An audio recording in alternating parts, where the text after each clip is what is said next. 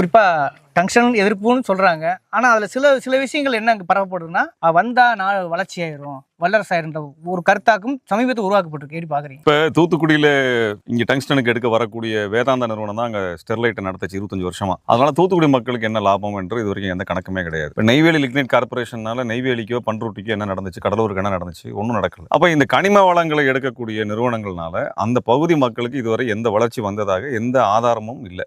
நம்ம சான்றுகளோடவே நம்ம பார்க்க முடியும். இப்போ எந்த ஊர்களையும் இந்த மாதிரியான அகழ்வு நடக்கும் பொழுது அங்க சுற்றுச்சூழல் பாதிக்கப்பட்டு அதனால் பாதிக்கப்பட்ட மக்கள் தான் அதிகமாக இருக்கிறார்களே ஒழிய அந்த நிறுவனத்தினாலோ அந்த மாதிரியான ஒரு கனிம வளங்களை எடுப்பதனாலோ அந்த மக்களுக்கு அந்த லாபத்தில் எந்த பங்கும் கொடுப்பதில்லை. அதனால அந்த மக்களுக்கு எந்த வளர்ச்சியும் இதுவரை வந்ததில்லை. மாறாக அவர்களுடைய பல்வேறு வாழ்வாதாரங்கள் சிதைந்திருக்கின்றன, உடல்நல சீர்கேடுகள் நடந்திருக்கின்றன. இப்படியான விஷயங்கள் தான் இத்தனை ஆண்டுகளும் நடந்திருக்கு. இதனாலதான் இன்னைக்கு தமிழ்நாடு மட்டும் இல்ல, இந்தியா முழுவதுமே இது போன்ற நிலக்கரி சுரங்கங்கள், இரும்பு சுரங்கங்கள், கனிம வள சுரங்கங்கள் இது அனைத்திற்கும் எதிரான போராட்டம் இந்தியா முழுவதும் வெடித்து வந்ததுக்கான காரணமே இந்த நிறுவனங்கள் அந்த லாபத்தை தனியார் மயப்படுத்தி அந்த முதலாளிகளுக்கு லாபமா இருக்கும். அவன் பெரிய பணக்காரனா மாறிடுவான், அவன் 10-15 ஜெட் வாங்கிடுவான், 4 கப்பல் வாங்குவான். அதுக்கு தான் பயன்படுதே ஒழிய நம்ம மக்களுக்கு இதனால 10 பைசா பிரயோஜனம் இல்லை. அதிகபட்சம் மக்களுக்கு என்ன வாட்ச்மேன் வேலை தரான், இதுதான் நடக்குது. அப்ப இந்த மாதிரி கான்ட்ராக்டர் வேலை, லேபர் வேலை, டிரைவர் வேலை, லேண்டோட விலையெல்லாம் வேலிவாயிரும் அப்படின்னு ஒரு இல்லைங்க. லேண்டு அதாவது மொத்தம் இந்த நிலத்தை எடுத்ததுக்கு பின்னாடி இந்த நிலத்தை சுத்தி எப்படி வாழ முடியும்? இப்போ ஸ்டெர்லைட் நிறுவனம் வந்ததுக்கு அப்புறம் அதை சுத்தி இருக்கக்கூடிய நிலத்துக்கெல்லாம் விலை ஏறி இருக்கா அப்படின்னா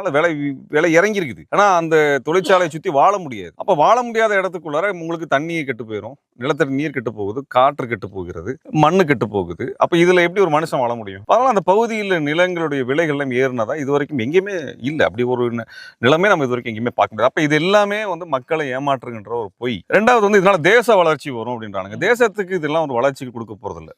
இது தனியார் நிறுவனத்திற்கு வளர்ச்சி தரப்போகுது.